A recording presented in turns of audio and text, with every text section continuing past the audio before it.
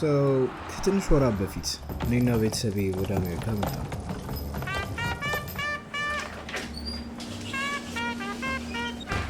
እና ልክ እንደመጣው የራሴን ቢዝነስ መክፈት ፈልጌ ነበር። ዩቲዩብ ላይ ሀሳብ ለማግኘት እያየሁ እያለ መጣልኝ የልብስ ኢንዱስትሪ። የራሴን ልብስ ማምረት ፈልጋለሁ።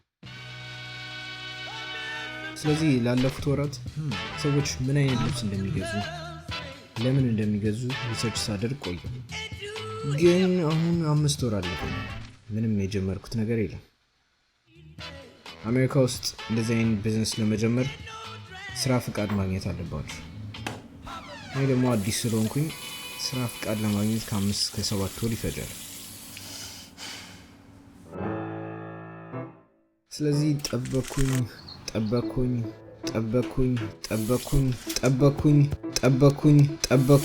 ጠበኩኝ እና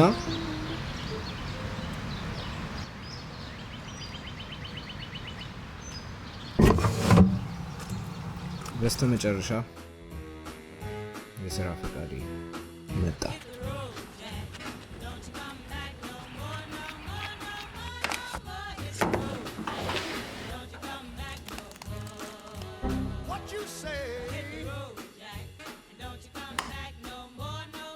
በቀጣይ እንገናኝ።